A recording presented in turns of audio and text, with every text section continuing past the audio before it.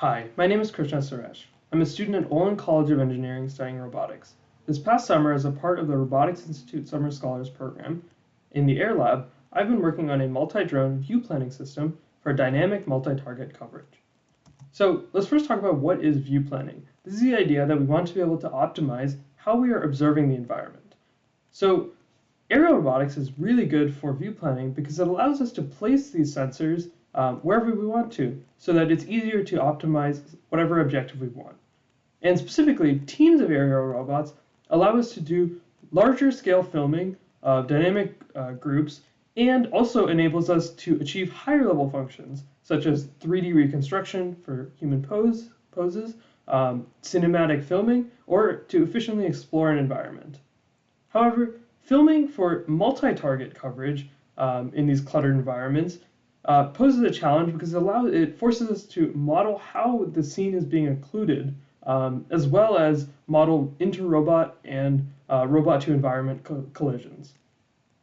And fundamentally, view planning for these multi-target, multi-agent systems is difficult because planning over the joint space of all of these agents at the same time is often intractable. So it requires us to make special assumptions and trade-offs in order to be able to plan for our specific objective.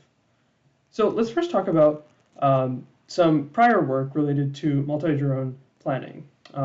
In this example, multi-drone planning is used to do 3D reconstruction through what's called a formation planner, where drones are fixed at a specific orientation around a single target. And in this example, drones are optimizing their cinematic observation of a single target as well.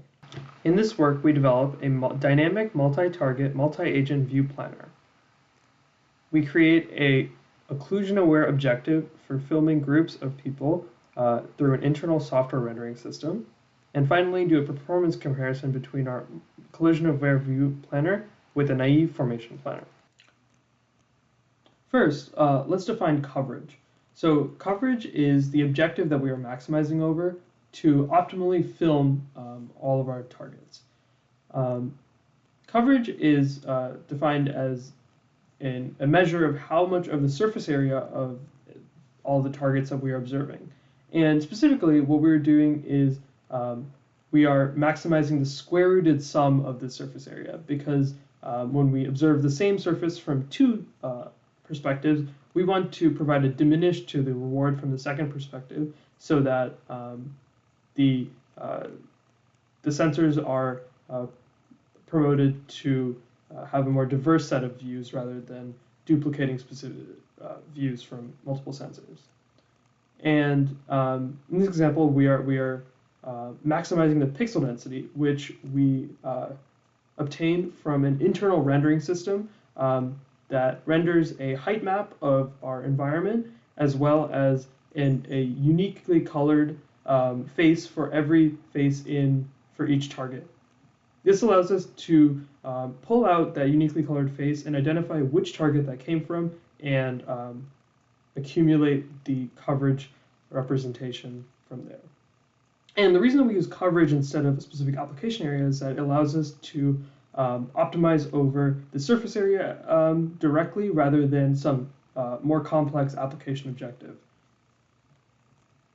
So the way that our sequential planner works is that we first take our environment and our multi-target scene representation and abstract it into a simpler form that we're able to reason about for our view planning system. So we take our targets and represent them as boxes with a known trajectory. We take our 3D environment and represent it as a 2.5D height map.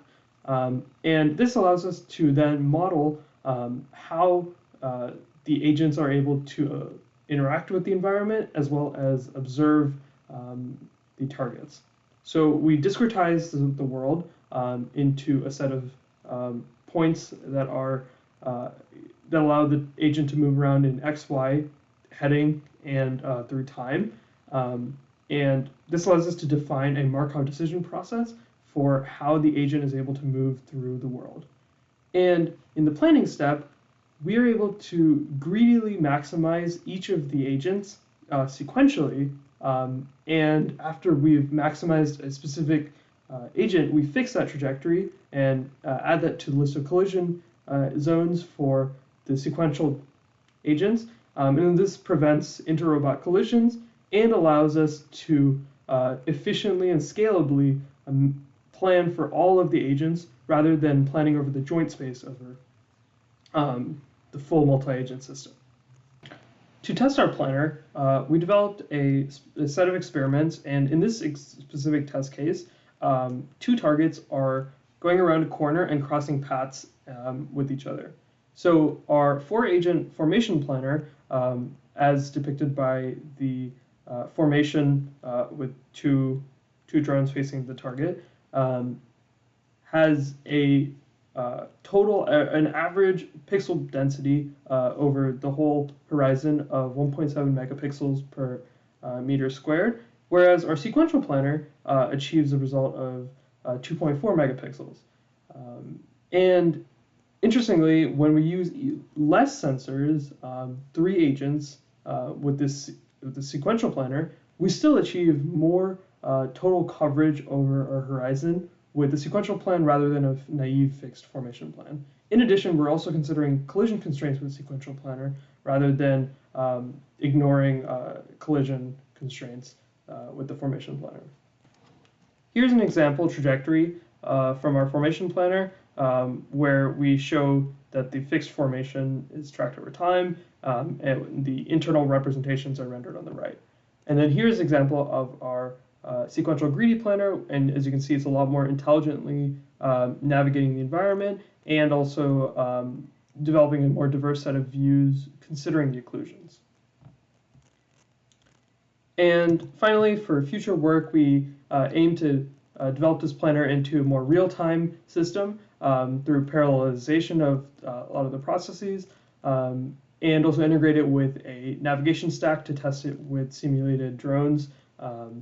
And finally, also extend how we're able to generate the scenes to be a more practical tool for view planning. Thank you.